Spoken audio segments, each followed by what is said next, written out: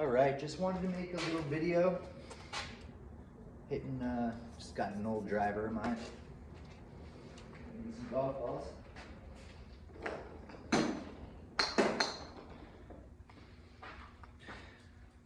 Those help. Working on a few things.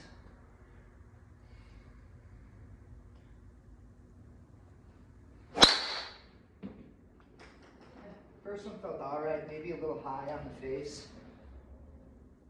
I'm trying to change, my setup's a little, I'm trying to feel very upright. You know, you're basically standing up straight. You just barely crack your knees. You don't want an overly straight back. No, you don't want too bent of knees like this. No, it's very straight. I'm just cracking my knees a little bit. You know, nice, soft, relaxed back. If my belt buckle were a bucket of water, I wouldn't want to tip water out of the front.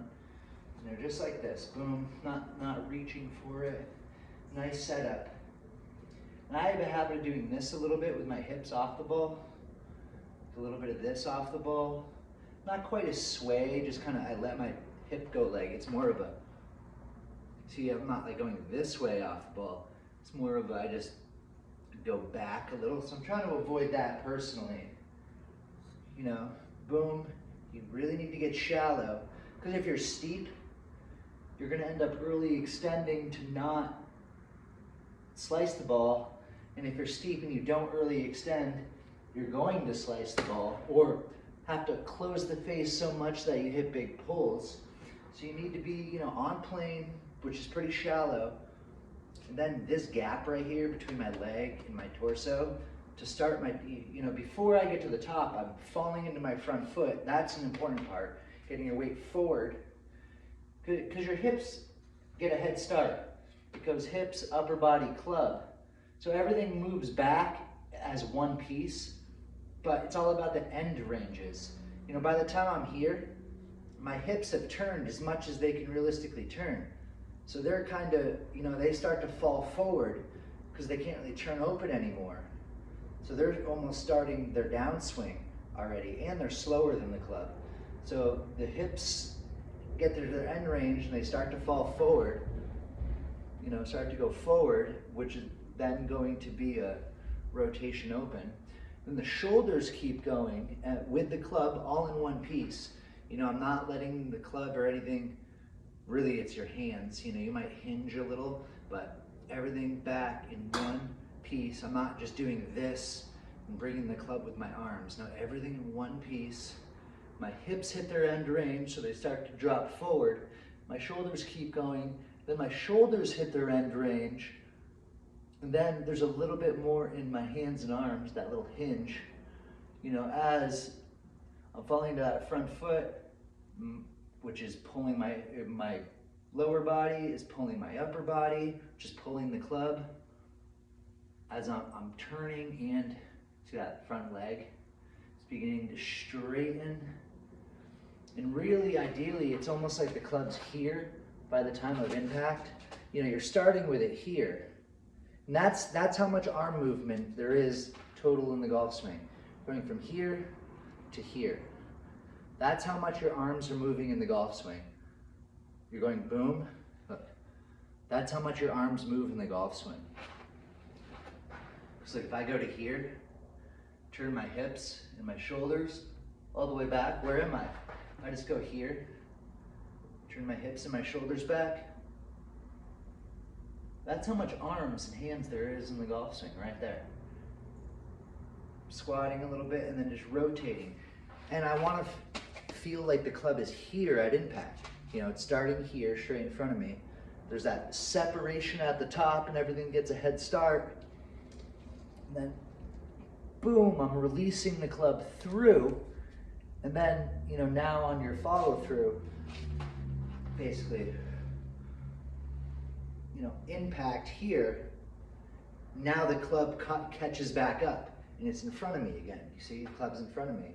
But that impact is all that, boom, right there. It's everything out racing the club, essentially. But of course, it's dynamic. It's all happening at once. So as this is happening, the club's releasing and catching back up. It all goes back in one piece, but because your hips end range first, and then your shoulders end range, you know, your hips are, and your lower body starts to go, pulls your upper body, then pulls the club, leaving the club in your hands behind, and then your club catches back up.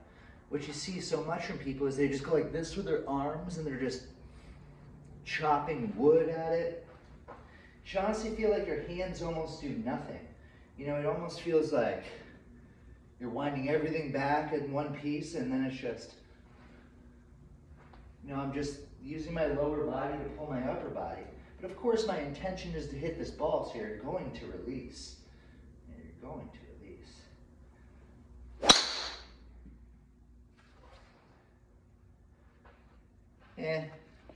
I barely swung at that, but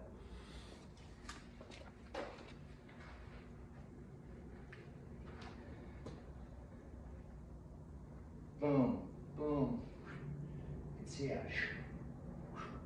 and the club catches back up. Because your body is relatively slow. I don't know if that just felt better because it wasn't a range ball. Helps when it's not a range ball. It's a lot softer. That one was pretty centered. Maybe slightly low on the face.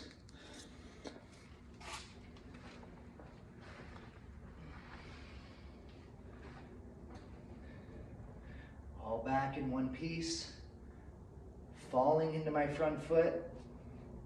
Drop this gap a little bit. And then just rotate, rotate, rotate, rotate.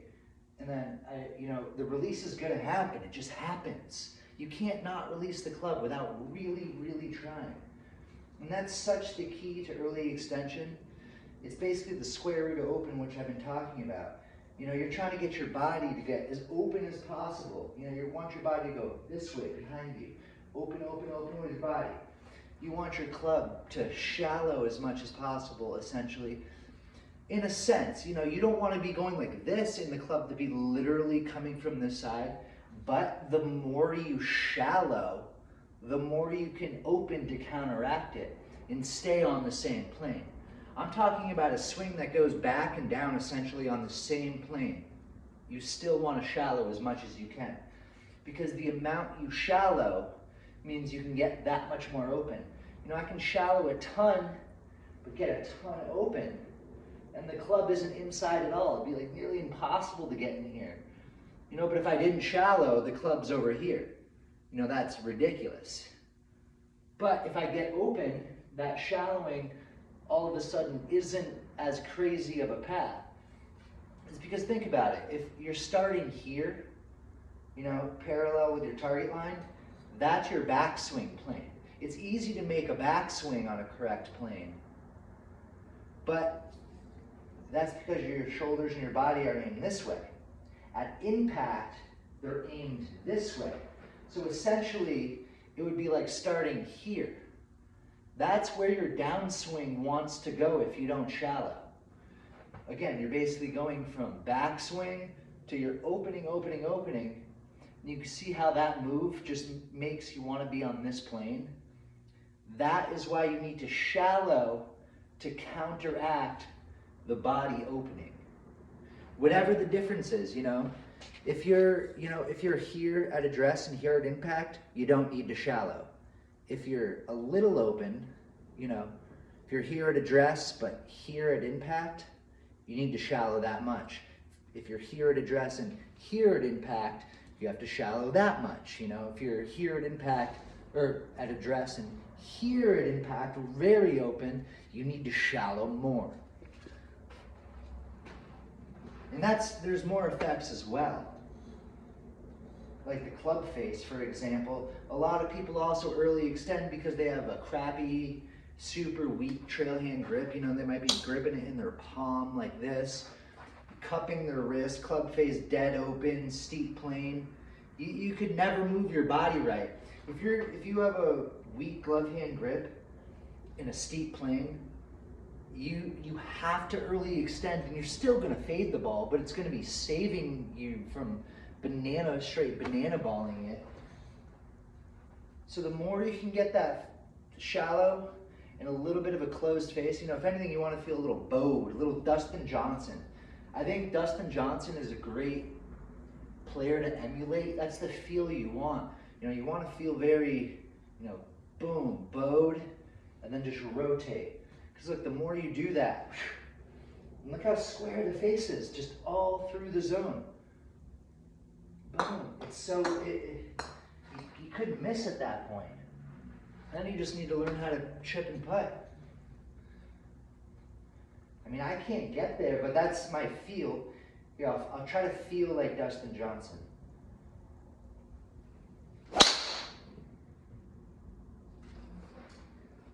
It's a great feel, honestly. I like that feel.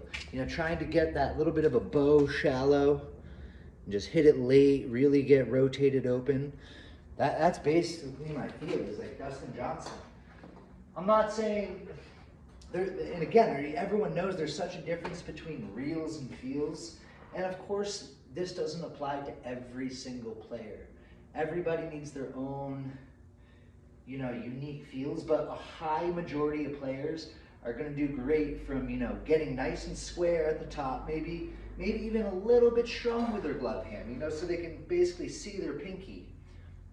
But you don't want to see too much of your pinky. I would basically go to address, turn your glove hand till your pinky knuckle, the top knuckle on your pinky disappears, and just barely go back so you can just barely see it. You know, that's about as strong as you'd want your pinky.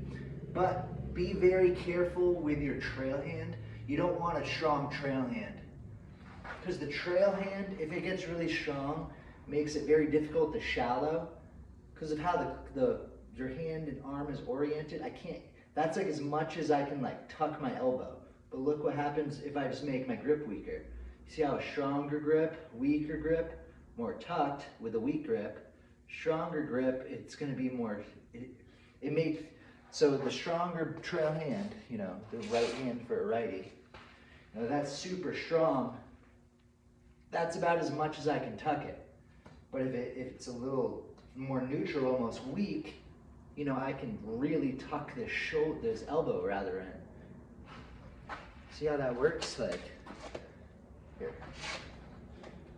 Neutral right hand grip. You can go as strong as you want, really, with the glove hand. I mean, you don't want to go crazy strong, then you'll have other issues. But this is a pretty strong, I can see my pinky. But then I still have, you know, a pretty neutral right hand grip.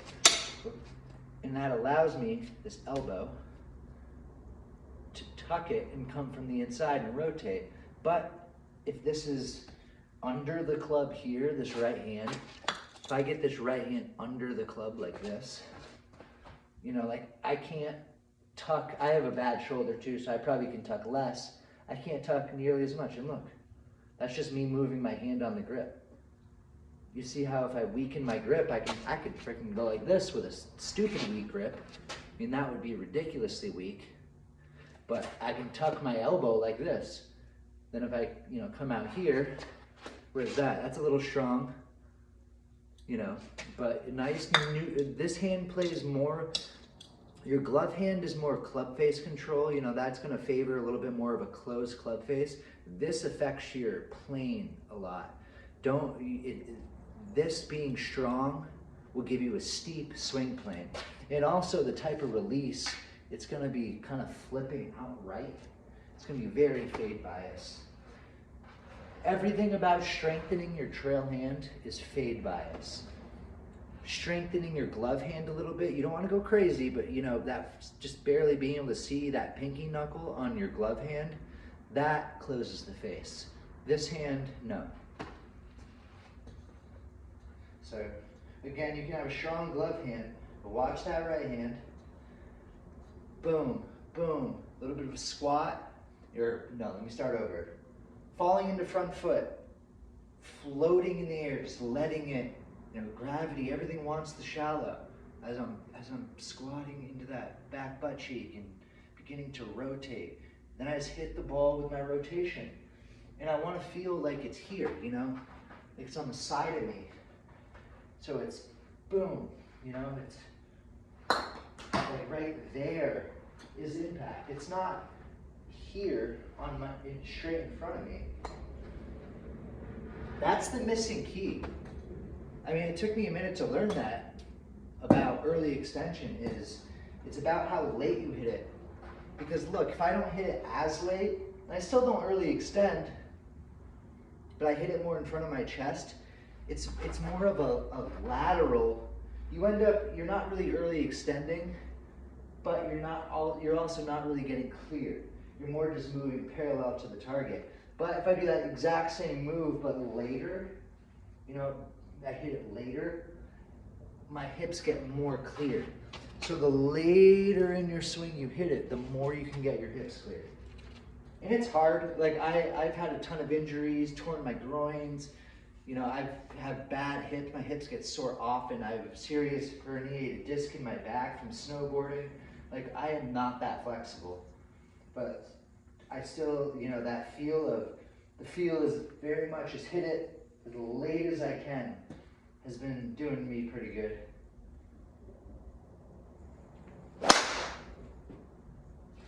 Especially when it comes to, you know, kind of correcting a little of my early extension. Because I'm pretty good with the, you know, irons and wedges, it won't really happen. But with driver, I probably still have some, just because it protects my back. I know when I get really, really cleared, my back starts to flare up. But obviously you don't want a ton of early extension into the ball. So, all right, that's about it. I got to keep the video short because I made a couple of videos that were over an hour long. And no matter how many times I tried with nice Wi-Fi and everything, they just wouldn't load onto YouTube. So I'm going to keep this under 20 minutes. And yeah, keep it metal, keep it real. Peace.